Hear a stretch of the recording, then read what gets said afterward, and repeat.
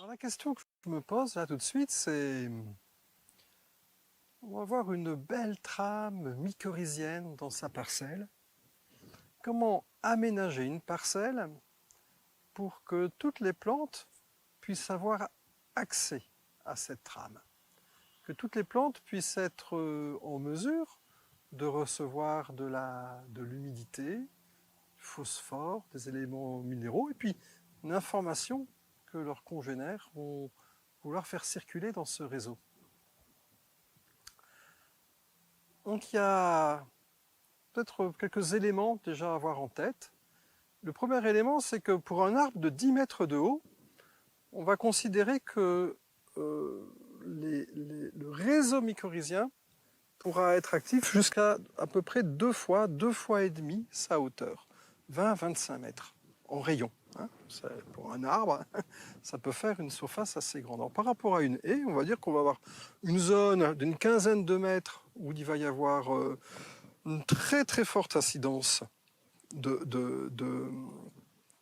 mycorhizes, et puis après une bande d'une dizaine de mètres supplémentaire où il va y avoir une incidence aussi un petit peu moins bonne, mais quand même présente. Alors si je mets une rangée d'arbres tous les 40 mètres, ben finalement ça va me permettre d'avoir un terrain dans lequel tout ce réseau mycorhizien sera à peu près opérationnel. Après, l'autre question, c'est que bon, si je vais ranger d'arbres comme ça tous les 40 mètres, qu'est-ce que je peux faire pour qu'il y ait un maximum d'informations et un maximum d'eau qui puisse circuler à l'intérieur?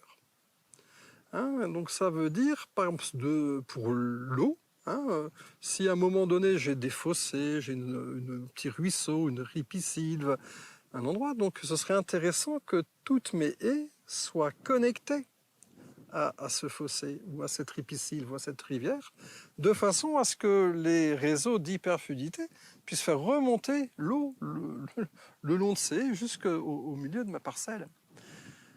Et donc si j'ai un endroit où une grosse ressource en eau, je peux imaginer qu'il y ait des grosses haies à proximité qui aillent en se rétrécissant, en s'éloignant de cette eau, comme des vaisseaux sanguins. S'il y a une grosse artère d'eau quelque part, cette artère va venir se diviser en petites artères, en artérioles et en réseaux capillaires, jusque près de toutes mes petites plantes, sur tout le reste de la parcelle. Donc d'imaginer un système, moi c'est des systèmes de robinets. Il faut que j'ai plus d'arbres, une plus grande densité d'arbres près de l'eau que loin de l'eau, mais qu'il y ait quand même une continuité de tous ces arbres pour que l'eau puisse remonter jusque en amont, enfin au-dessus de la mare, du fossé ou du petit ruisseau qui passe quelque part. Alors ça, c'est un élément à prendre en compte pour la circulation de l'eau.